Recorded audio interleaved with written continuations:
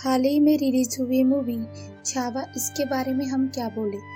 इस मूवी में छत्रपति संभाजी महाराज के जीवन और बलिदान को पूरे देश के सामने लाया गया, लेकिन इसमें ऐसे कई ऐतिहासिक तथ्यों को वैसे नहीं दिखाया गया है जैसे वास्तव में हुए थे। इस फिल्म में कुछ दृश्य वास्तविक इतिहास से मेल नहीं खाते।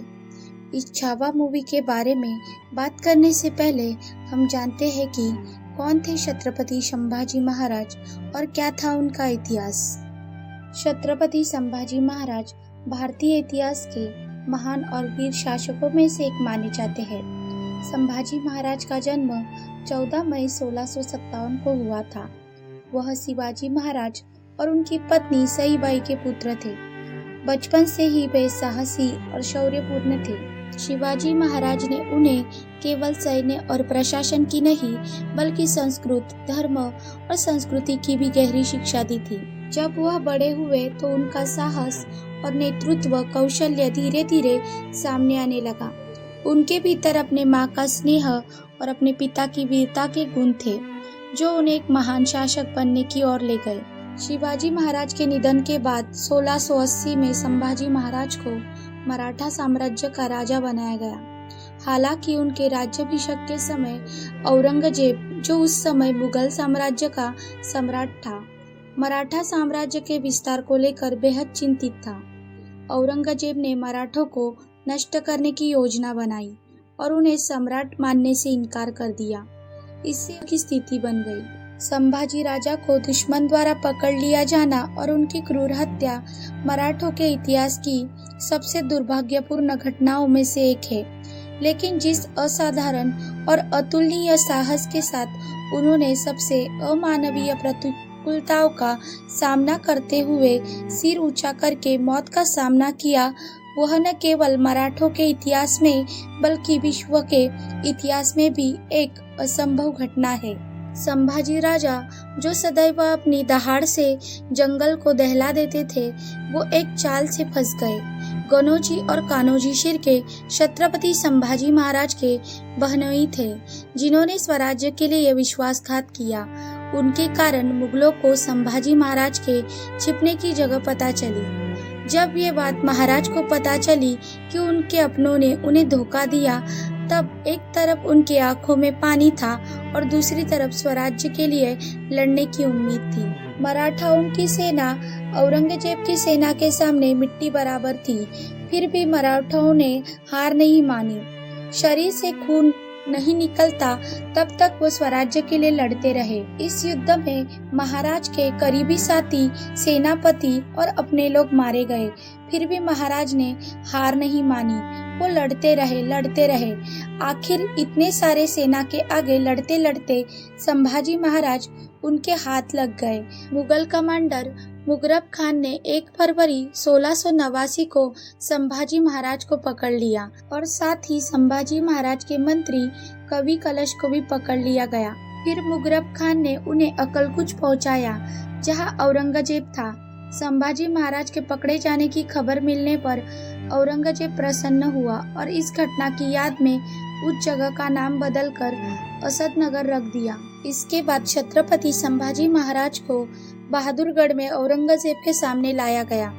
महाराज के पास से सिंहासन, मुकुट और छत्रपति की उपाधि जबरदस्ती छीन ली गई और उन्हें कैद कर लिया गया। शंभू राजे और कवि कलश के पकड़ जाने के बाद औरंगजेब के आदेश के अनुसार संभाजी राजा को ईरान में अपराधियों द्वारा पहनने जाने वाले पोशाक और जोकर की तरह एक लंबी लकड़ी टोपी पहनाई गई। उन्हें जोकर की तरह पेश करके उन्हें यातनाएं देकर सताया गया। उन्हें ढोल बजाते और नरसिंगे बजाते हुए सेना के साथ दरबार में घसीटते हुए लाया गया। औरंगजेब ने महाराज की वीरता की कहानियां सुनी थी।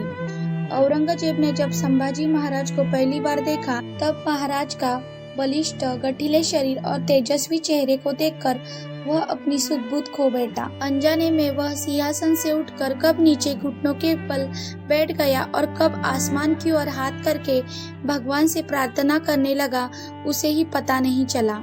तभी औरंगजेब को देखकर कवि कलश शेर बोले, तख्त ही भुला, ताज ही भुला, उत्तर पड़ा औरंग। शेर को देखे बकरी के अब उड़ गए सारे रंग। यह सुनकर औरंगजेब बहुत क्रोधित था। फिर औरंगजेब की अनुमति के अनुसार भालों में छेद करके उन्हें और उनके साथी कवि कलश को जंजीरों से बांध दिया गया। तभी महाराज शरारत से हंसे, आंखें झपकाई और कवि कलश की ओर देखकर बोले, कवि, इस धर्मद्वेष औरंगी से कहो कि मराठा का छत्रपति केवल अपनी दृष्टि, आंखें और वाचा से सामने वाले को घायल करने के लिए काफी है। उस समय महाराज और उनके साथी कवि कलश जंजीरों से बंधे हुए थे। उनका सिर मृत्यु के करीब था, फिर भी वो औरंगजेब को अपने बातों से, कविताओं से प्रहार कर रहे थे। कवि कलश हिंदी के महान कवि थे। आगे कवि कलश कहते हैं, जिस प्रकार सूर्य को देखते ही कज्वा की रोशनी लुप्त हो जाती है, उसी प्रकार आपके तेज को देखकर औरंगजेब ने अपना सिंहासन त्याग कर दिया। आगे संभाजी महाराज ने कहा, औरंगजेब, तुम क्यों चिल्ला रहे हो? यदि तुम असली मर्द हो तो मेरे हाथ पैर छोड़ दो और आ मैदान में। मैं तुम्हें तुरंत एहसास करा दूंगा कि शेर का पंजा कैसा होता है। यह सुनकर औरंगजेब शर्म से डूब गया, क्योंकि महाराज भरे दरबार में उसके सेना के ही सामने उसका मजाक बना रहे थे और वो इसके लायक भी था।